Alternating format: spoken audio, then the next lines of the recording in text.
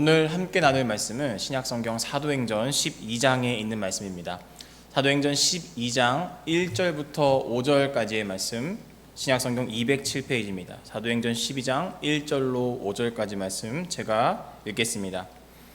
그때에 헤롯 왕이 손을 들어 교회 중에서 몇 사람을 해하려 하여 요한의 형제 야고보를 칼로 죽이니 유대인들이 이 일을 기뻐하는 것을 보고 베드로도 잡으려 할새 때는 무교절 기간이라 잡음에 옥에 가두어 군인 넷씩인 네 패에게 맡겨 지키고 6월절 후에 백성 앞에 끌어내고자 하더라.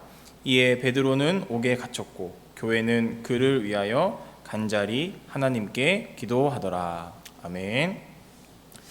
오늘은 힘내십시오 기도하면서 라는 제목을 가지고 하나님 말씀과 마음 함께 나누도록 하겠습니다. 하나님 아버지와 우리 예수 그리스도의 은혜와 평강이 장막 가운데 빛 가운데 있는 우리 성도님들의 삶 가운데 아무 사고 없이 안전하게 그리고 충분하게 임하게 되시기를 주님의 이름으로 축복합니다. 지난주 금요일 심야 예배에서 저는 사도행전 11장 이후로 초대교회에 많은 변화가 있었다. 예루살렘 교회에서 안디옥 교회로, 베드로에서 바울로 교회의 중심지와 교회의 지도자가 전환되었음을 지난주 말씀을 통해서 나눴습니다. 어찌 보면 교회의 중심지와 지도자가 변했기 때문에 초대교회에 여러 가지 위험한 상황이 오진 않았을까라고 우리가 염려할 수 있지만, 하나님은 한 개인을 통해서든 소수의 몇 사람을 통해서든 어떤 공동체를 통해서든 어떻게든 일하신다는 말씀을 지난주 금요 심야 예배 때 나눴습니다. 오늘 우리가 읽은 본문 사도행전 12장에는요 안디옥 교회 이야기가 잠시 사라지고 다시 이스라엘의 모 교회인 예루살렘 교회에 대한 이야기가 등장합니다. 안디옥 교회가 비약적인 이 믿음의 성장과 진보를 이루고 있을 때, 아이러니하게도 그들의 모교회인 예루살렘 교회는 많은 눈물과 고난의 시간을 겪고 있었습니다. 어떤 고난인가 보니 초대교회의 스데반 집사님이 최초의 순교를 하셨죠. 오늘 본문 말씀에 보면 초대교회의 두 번째 순교의 이야기가 나옵니다. 바로 예수님의 12 제자 중에 한 명이었던 야고보 사도가 헤롯 왕에 의해서 죽임을 당하게 됩니다. 야고보는 베드로와 함께 초대교회 예루살렘 교회에서 굉장히 중요한 역할을 담당하던 두 명 중 한 명이었습니다.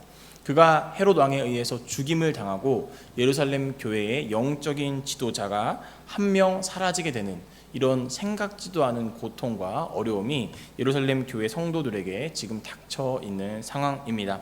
이뿐만이 아닙니다.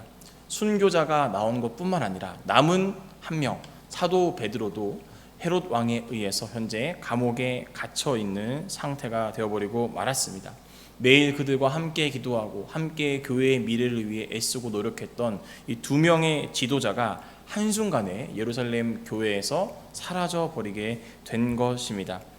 예루살렘 교회들은, 예루살렘 성도들은 신앙을 가졌다는 이유 하나만으로, 예수 그리스도를 믿는다는 이유 하나만으로 참 많은 박해를 당했습니다. 너무나 박해와 차별이 심해서 우리가 알아봤다시피 수많은 성도들이 예루살렘을 떠나 다른 곳으로 다 흩어졌습니다.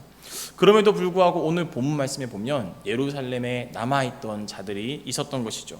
초대교회에, 예루살렘 교회에 내가 끝까지 남아서 이 교회를 지키고 섬겼던 자들에게 지금 어떤 일이 일어난 것입니까? 그들과 함께 교회를 이끌어가고 함께 신앙생활했던 이 두 지도자, 한 명 야고보는 죽게 되고 한 명 베드로는 감옥에 갇히게 되는, 가끔은 참 하나님도 무심하시다라는 생각이 드는 이런 어려움이 그들 앞에 처해져 있는 것입니다. 과연 초대교회는 이런 난관과 어려움 앞에서 어떤 자세를 가지고 그 어려움들을 극복해 나갔을까요?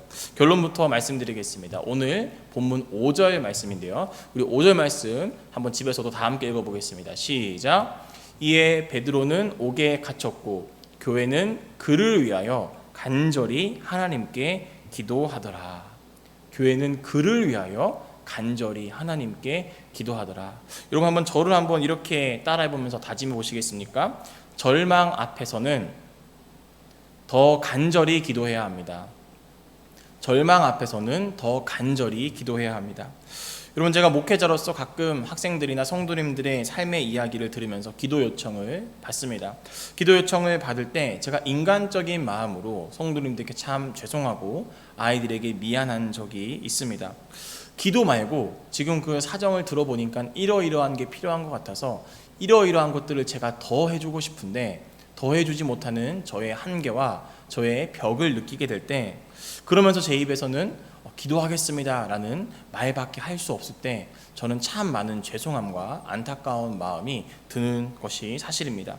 뭔가 초라한 내 자신, 내가 기도할 수밖에 없구나, 정말 내가 더 이상 해줄 수 있는 것이 없구나 라는 이런 마음이 들 때 인간적으로 굉장히 죄송하고 안타까운 마음이 드는 것이죠. 그러나 저는 그렇게 부족한 제 자신, 초라한 제 자신, 더 이상 해줄 것이 없는 제 자신의 모습에 갇혀 있지는 않습니다. 왜냐하면 저는 기도의 능력을 믿기 때문입니다. 기도의 신비를 믿기 때문입니다. 기도하시면 들으시는 하나님을 믿기 때문입니다. 그래서 더 이상 해줄 수 있는 것이 없고 저의 한계가 느껴지지만 저의 기도를 들으시는 그 구원하신 하나님, 그 은혜로우신 하나님, 그 전지전능하신 하나님을 믿으며 그저 하나님께 간절히 기도할 뿐입니다. 기도하겠습니다 라는 말과 함께 전 하나님께 기도하는 것이죠. 여러분, 제가 이런 인간적인 고민을 가지고 있는데요, 그런 인간적인 한계와 고민 속에서도 하나님께 기도하는 이유가요, 오늘 본문 말씀에도 등장합니다. 오늘 본문 5절 말씀에 보면 아까도 함께 읽었지만 교인들이 기도하는 장면이 등장합니다. 그런데 그들이 언제 기도한다고 성경은 우리에게 알려주고 있습니까? 이에 베드로는 옥에 갇혔고, 옥에 갇혔을 때 교회는 그를 위하여 간절히 하나님께 기도했다라고 말하고 있습니다. 여러분, 종교를 가진 사람이든 안 가진 사람이든 자기의 인생에 한계가 느껴지고 더 이상 나 혼자서 무언가를 할 수 없다는 무력감을 느낄 때 절대자 신을 찾기 마련입니다. 어찌 보면 베드로가 옥에 갇힌 순간 이 예루살렘 교회 성도들이 기도했다는 사실은 당연한 일이기도 합니다. 그러나 우리가 베드로가 옥에 갇히기 이전의 상황, 즉 2절 말씀에서 말하고 있는 이 야고보 사도가 죽임당한 일, 그 야고보 사도의 죽음 이후에 베드로가 옥에 갇힌 이 이야기, 그리고 그때의 예루살렘 교회 성도들이 기도했다는 이야기를 들으면 그들의 기도가 얼마나 간절했는지 우리가 조금 더 피부로 느낄 수 있을 것 같습니다. 사실 예루살렘 교회 성도들에게요, 자기들의 교회 영적인 지도자가 감옥에 들어갔다는 것, 이것은 이례적인 일은 아닙니다. 그들은 이미 사도행전 4장과 5장에서 두 번이나 자기들의 교회 영적 지도자가 감옥에 갇히는 상황을 직면했었습니다. 성경에 기록된 대로만 보자면 오늘 본문 12장 말씀에 등장하는 이 베드로가 감옥에 갇히게 되는 사건은 세 번째 사건입니다. 그런데 오늘 그들의 상황은 이전 두 번의 감옥과는 다르게 베드로가 감옥에 갇힌 것과 더불어서 이제는 그들의 영적 지도자였던 사도 야고보가 죽게 되는, 처음 겪는 위기, 처음 겪는 아픔, 처음 겪는 눈물이 그들 앞에 놓여 있는 것이죠. 제가 중고등부 아이들과 함께 신앙생활을 하다 보면 아직 신앙이 미성숙한 우리 몇몇 중고등부 아이들은 하나님을 굉장히 단순하게 믿기도 하고, 반대로 말하면 단순하게 하나님을 떠나기도 합니다. 예를 들면 이런 거죠. 우리 아이들이 하나님께 내가 원하는 것을 놓고 간절히 기도합니다. 그런데 하나님이 그 기도에 응답을 해준다. 그러면 그들에게 하나님은 살아있는 하나님인 거예요. 그런데 그들이 원하는 것을 간절히 기도했음에도 불구하고 하나님이 원하는 대로 응답해 주지 않는다. 그렇다면 그들 마음 가운데 있던 하나님에 대한 믿음과 신앙심이 굉장히 떨어지는 것을 제가 종종 봐왔습니다. 만약 이러한 일부 중고등부 아이들의 관점대로라면, 이런 기도 방식대로라면 오늘 예루살렘 교회의 성도들은 이미 하나님을 떠났어야 됐고 이미 그들의 신앙은 많이 추락했어야 했습니다. 왜 그렇습니까? 그들의 수많은 기도에도 불구하고 사도들이 한 번 감옥 나왔다가 나온 것이 아니라 두 번 감옥 들어가고 세 번이나 감옥에 들어가고 있습니다. 열심히 기도하는데요, 감옥에 들어가는 이 상황은 해결되진 않는 거죠. 함께 신앙생활하던 많은 성도들이 자기들의 곁을 떠나서 예루살렘을 떠났습니다. 함께 기도하고 함께 울며 함께 신앙생활을 이어갈 수많은 동역자들이 자기 주변을 떠나고 있습니다. 이뿐만이 아닙니다. 오늘 교회의 지도자 사도 야고보가 순교를 했고요, 이제는 베드로까지 감옥에 가게 되는, 그러니까 기도하면 할수록 내 인생에 평안함이 찾아오고 우리 교회가 원만한 위치에 올라가는 것이 아니라 기도는 하는데 계속 기도하기 힘 빠지는 상황들이 쏟아지는 비처럼 정신 차리지 못하게 예루살렘 교회 성도들 앞에 쏟아지고 있는 것입니다. 여러분, 기도할 힘도 빠지고 기도했더니 평안해지는 것이 아니라 오히려 더한 끔찍한 일들이 일어나는 이 상황 앞에서 오늘 예루살렘 교회 성도들은 어떤 선택을 했습니까? 헤롯 왕에게 찾아가서 정치적인 어떤 권면들을 하면서 협상을 제시했습니까? 그렇지 않습니다. 우리 모두 예루살렘에서 신앙생활을 못하겠다, 모두 짐 싸서 이 교회 놔두고 다른 데로 가자라고 그 교회를 탈출했습니까? 그렇지도 않았습니다. 우리 이 로마에 대해서 무력으로 준비해서 한번 전쟁을 일으켜서 싸워보자, 그렇게 성도들이 전쟁을 위한 준비를 했습니까? 그렇지도 않습니다. 오히려 그들은 무릎을 꿇고 두 손을 들고 땀방울이 핏방울이 되도록 기도했던 예수님처럼 간절히 감옥에 갇힌 베드로의 노임을 위해서 간절히 주어진 자리에서 기도했습니다. 그들이 기도한 이유는 할 수 있는 것이 기도밖에 없어서 기도한 것이 아닙니다. 그들이 이 순간 기도한 이유는 수많은 어려움들이 기도해도 반복되면서 일어나고 오히려 더 큰 어려움들이 닥치는 상황 가운데에서도 그들이 기도한 이유는 기도만이 능력임을 그들은 여전히 믿었기 때문입니다.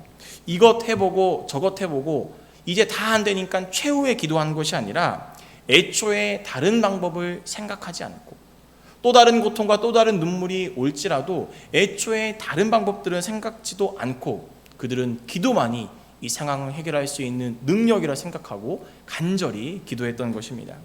이런 말씀을 좀 정리해 보겠습니다. 우리 믿는 자들의 기도는 최후의 수단이 되어서는 안 됩니다. 우리 믿는 자들의 기도는 최선의 수단이자 성도가 누릴 수 있는 최고의 특권입니다.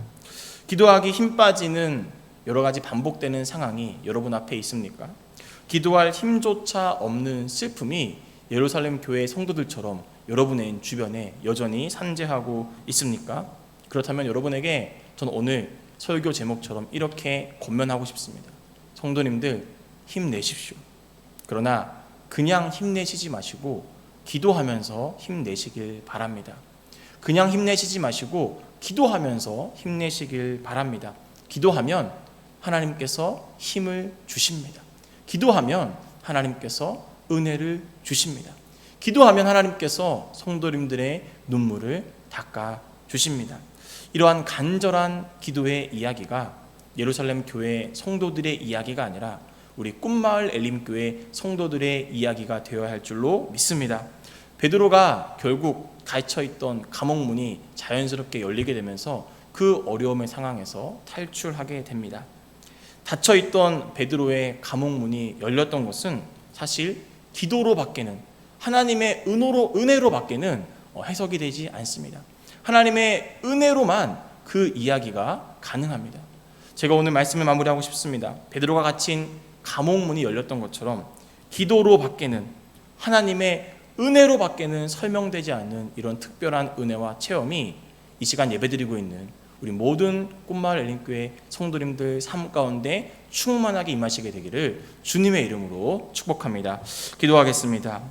하나님, 예루살렘 교회 성도들이 기도했지만 사도가 감옥에 갇히고, 기도했지만 또 감옥에 갇히고, 기도했지만 동역자들은 예루살렘을 떠나가고, 기도했지만 사도 야고보가 순교하게 되는, 기도했지만 그들의 상황에 평안이 임한 것이 아니라 어찌 보면 더 큰 어려움과 아픔이 그들 앞에 온 것을 오늘 말씀을 통해 들었습니다.